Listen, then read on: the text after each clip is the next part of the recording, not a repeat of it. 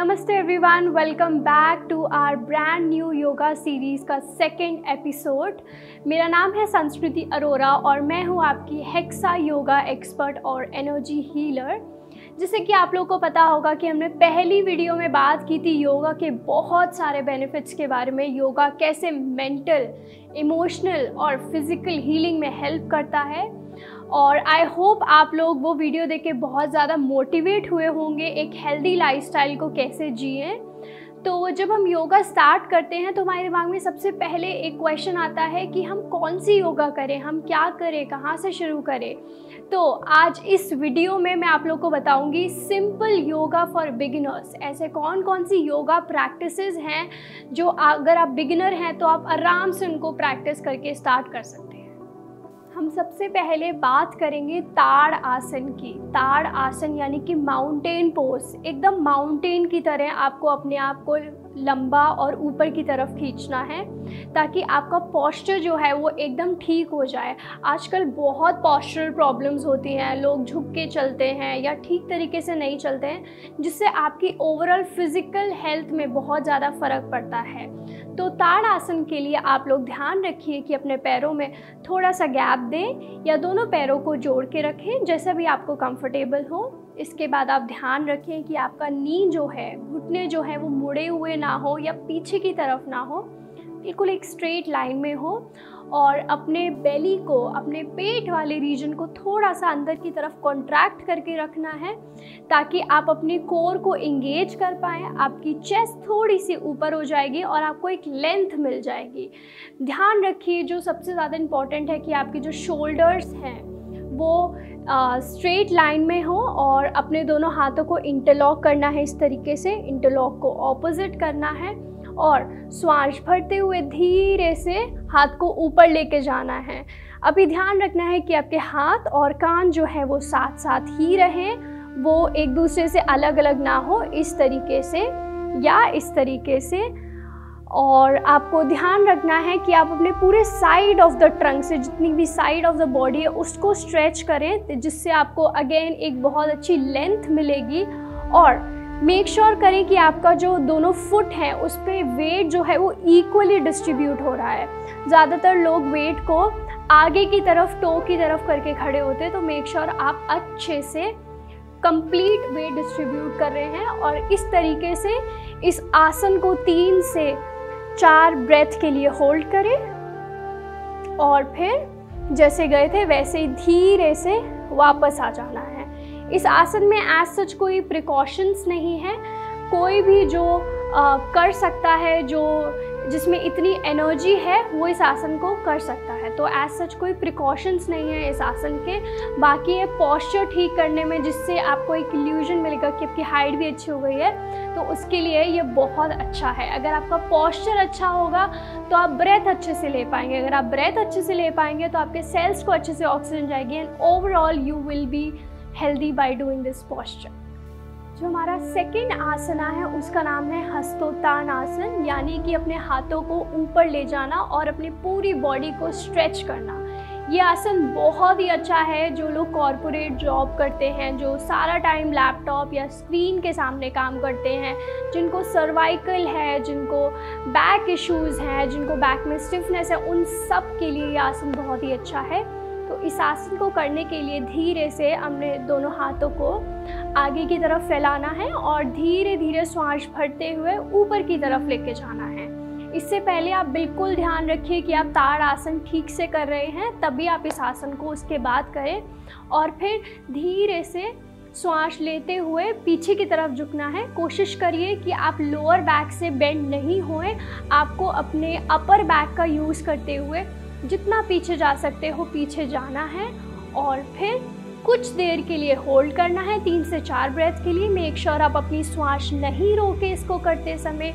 Make sure आप अपनी facial expressions को बिल्कुल रिलैक्स रखें और श्वास छोड़ते हुए धीरे से वापस आरामदायक स्थिति में आ जाना है।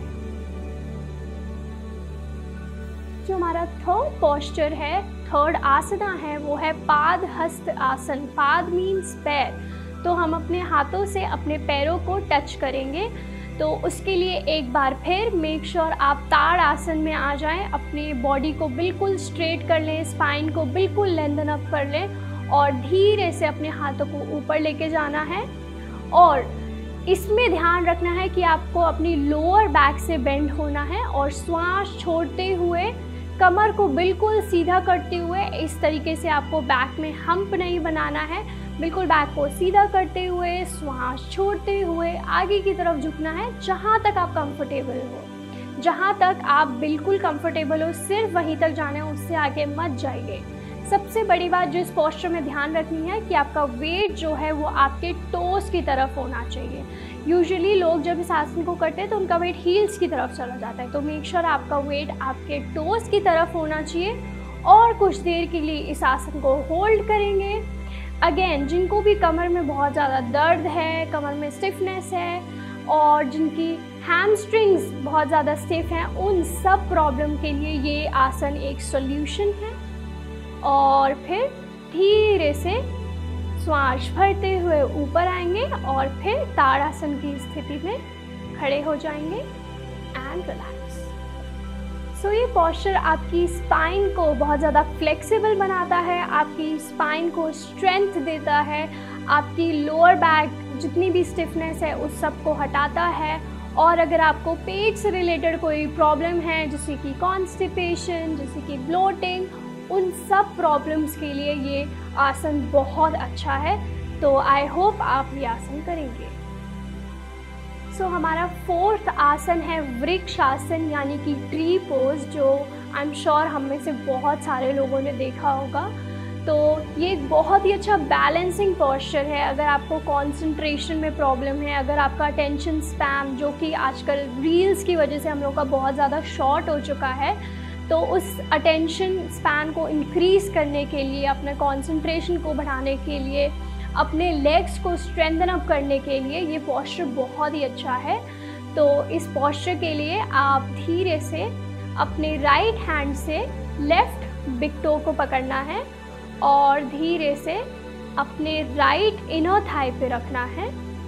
और कोशिश करिए कि आपका जो ये घुटना है ये पीछे की तरफ रहे इस तरीके से, और आपका जो ये मसल है इसका नाम ग्लूटियस मिनिमस है, ये इंगेज करके रखना है। ऐसे साइड की तरफ नहीं आना चाहिए, बिल्कुल स्ट्रेट रहना चाहिए। और धीरे से दोनों हाथों को जोड़ना है और श्वास भरते हुए दोनों हाथों को एकदम ताड़ आसन की तरह ऊपर लेके जाना है।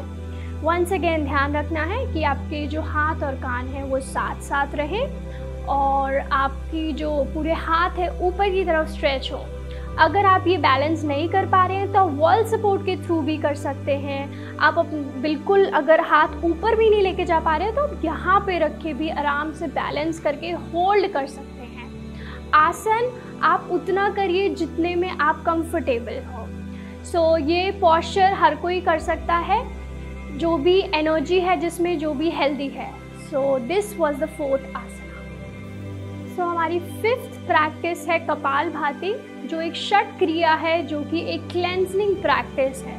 कपालभाति बहुत ही अच्छी है आपकी एब्डोमिनल मसल्स को स्ट्रेंथन करने में, आपको बहुत अच्छे से ब्रीथ करने में, एक मेंटल पीस देने में। तो अगर आप कपालभाति करना चाहते हैं तो आप किसी भी कंफर्टेबल पोजीशन में अपने योगा मैट पर या चेयर पर बैठ सकते हैं। बस 3 बातों का आपको ध्यान रखना है। सबसे पहली बात, आपकी बैक जो है वो एब्सोल्युटली स्ट्रेट होनी चाहिए। दूसरा पॉइंट, आपको एक्सहेलेशन पे ध्यान देना है। और तीसरा पॉइंट, जब जब आप एक्सहेल कर रहे हैं आपका पेट अंदर की तरफ जाना चाहिए। तो मैं ये प्रैक्टिस एक बार आपको करके दिखा देती हूँ।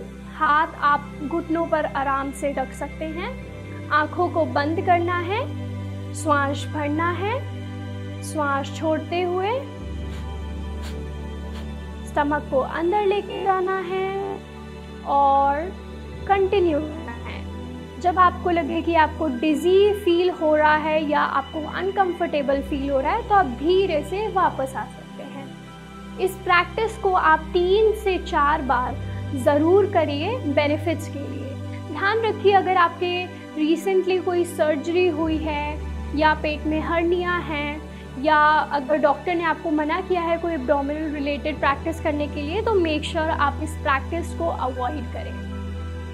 हमारी जो 6th योगा प्रैक्टिस है वो है प्राणायामा। नाड़ी शोधन प्राणायाम हम करने जा रहे हैं। जैसे कि आप सब लोगों को पता है, प्राणायामा जो है वो ब्रीदिंग प्रैक्टिसेस होती हैं, और इसके नाम से ही पता चल रहा है हमारे जो प्राण हैं, हमारे अंदर जो वाइटल एनर्जी है उनका आयाम होता है, यानी कि वो एक्सपेंड होते हैं। और जितनी ज़्यादा आपके अंदर प्राण होगी, आप उतने ही हेल्दी रहोगे और उतने ही लंबे टाइम तक आप जियोगे। तो नाड़ी शोधन करने के लिए वंस अगेन आप किसी भी कंफर्टेबल पोजीशन में अपने योगा मैट पे बैठ जाएं, या फिर आप चेयर पे बैठ के भी कर सकते हैं। और अपनी राइट हैंड की नासाग्र मुद्रा बनाना है, अपने अंगूठे के बगल वाली 2 उंगलियों को बेंड करना है और धीरे से अपने अंगूठे से राइट नॉस्ट्रिल को बंद करना है। ध्यान रखिए, आप हमेशा अपनी लेफ़्ट नॉस्ट्रिल से नाड़ी शोधन प्राणायाम को शुरू करें और लेफ़्ट नॉस्ट्रिल से ही ख़त्म करें। तो मैं 3 काउंट पे श्वास लूँगी और 3 काउंट पे श्वास छोड़ूंगी। तो मैं अपनी लेफ़्ट नॉस्ट्रिल से 3 काउंट्स के लिए इनहेल करूँगी। इनहेल 1 2 3। मैं अपनी लेफ़्ट नॉस्ट्रिल को बंद करूँगी एंड राइट नॉस्ट्रिल से Excel 1 2 3। Inhale again from your right nostril 1 2 3. Exhale from your left nostril 1 2 3 and relax. ये हुआ हमारा एक राउंड प्राणायामा का। यूजुअली प्राणायाम हम कुंभक के साथ करते हैं, यानी कि अपनी श्वास को रोकते हैं। बट अगर आप बिगिनर हैं तो आपको श्वास रोकने की कोई ज़रूरत नहीं है। आप यही प्रैक्टिस को कम से कम 15 से 20 बार ज़रूर करिए इसके अच्छे इफ़ेक्ट्स देखने के लिए। और प्राणायामा जो है वो ओवरऑल बॉडी को हेल्दी रखने में बहुत अच्छा है, क्योंकि अगर आपकी ब्रेथ सही है ना, अगर आप श्वास ठीक तरीके से ले रहे हो, तो यानी कि आपका माइंड जो है वो भी ठीक चलेगा। यूजुअली आप लोगों ने देखा होगा, जब हम लोग बहुत ज़्यादा एंग्शियस होते हैं, गुस्से में होते हैं, तो हमारी ब्रेथ डिस्टर्ब हो जाती है। तो अगर आप प्राणायाम करेंगे तो आप इन सिचुएशंस में भी आपकी ब्रेथ जो है ठीक रहेगी, जिससे कि आपका जो माइंड है वो भी रिलैक्स रहेगा। तो ये थी हमारी कुछ प्रैक्टिसेस बिगिनर्स के लिए। आई होप ये प्रैक्टिसेस आप लोग करेंगे। अगर आपको कोई भी प्रॉब्लम हो इन प्रैक्टिसेस को करते समय तो आप मुझे कमेंट सेक्शन में बता सकते हैं। और फ़िलहाल इस वीडियो के लिए इतना ही। मैं जल्दी आऊँगी नए वीडियो के साथ, कोई और हेल्थ रिलेटेड स्पेसिफिक योगा लेकर। और आप इस वीडियो को प्लीज़ लाइक करिए, शेयर करिए, सब्सक्राइब करिए चैनल को, बेल आइकन को प्रेस करिए। और अगर आपको कोई स्पेसिफिक हेल्थ रिलेटेड डिसऑर्डर या इशू है तो आप मुझे कमेंट सेक्शन में बता सकते हैं। मैं पक्का उस टॉपिक के बारे में बात करूँगी। तब तक के लिए thank you. Stay fit, stay healthy. नमस्ते।